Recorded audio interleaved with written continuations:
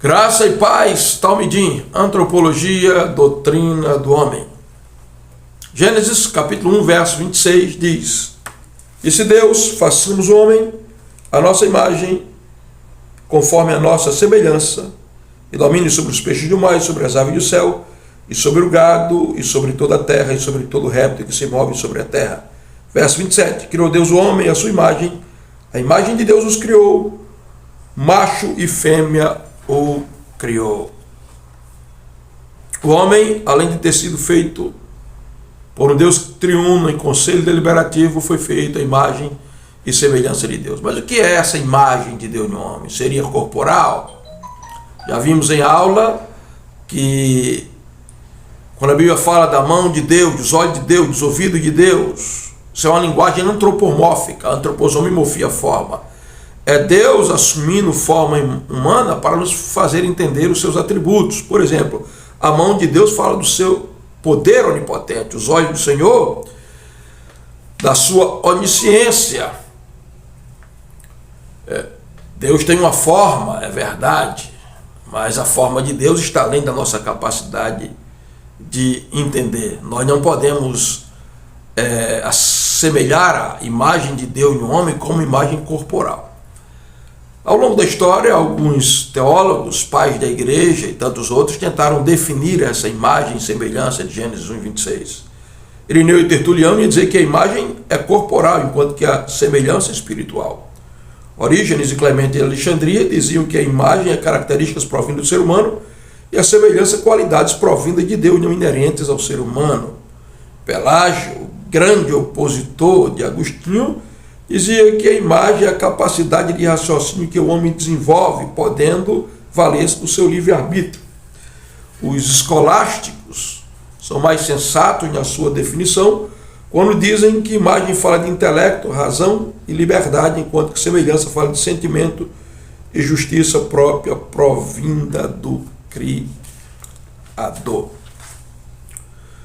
Os reformadores, como Lutero e Calvino, vão dizer que a imagem fala da justiça original, parte do imago Dei, que o homem recebeu na sua condição original quando foi criado. Mas o que diz a Bíblia sobre imagem e semelhança de Deus no homem? Primeiro, vamos para as palavras hebraicas. A palavra imagem no hebraico é tselem, que quer dizer figura moldada, sombra, reflexo, miniatura em espécie. Ou seja, o homem foi feito um reflexo de Deus, a sombra de Deus. A palavra semelhança é demut, que quer dizer similaridade ou padrão. No grego, a palavra é eikon, figura esculpida. A semelhança, homóseo, aparência. A palavra que vai aparecer no latim é imago e similitude. Imagem e semelhança.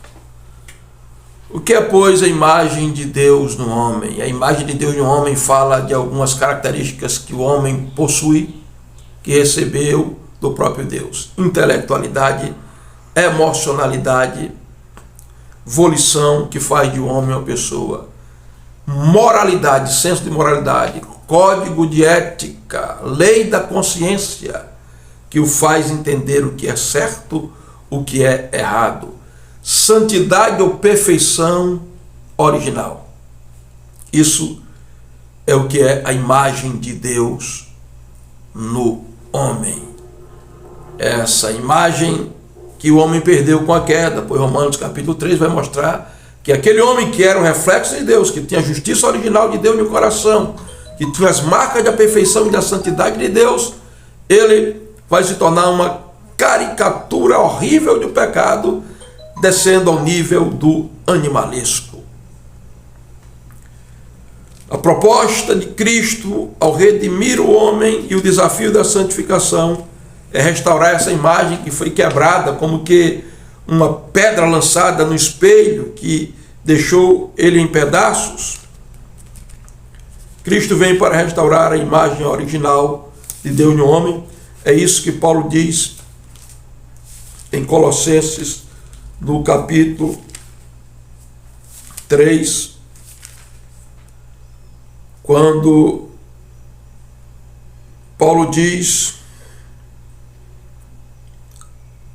no versículo 10, e vos revesti de um novo homem que se renova para conhecimento segundo a imagem daquele que o criou. E em 2 Coríntios, capítulo 3, verso 18, Paulo vai dizer que o processo da santificação tem o objetivo de restaurar em plenitude a imagem de Deus em nós, quando ele diz: todos nós, com o rosto descoberto, refletindo como um espelho a glória do Senhor, somos transformados de glória em glória na mesma imagem como pelo Espírito do Senhor.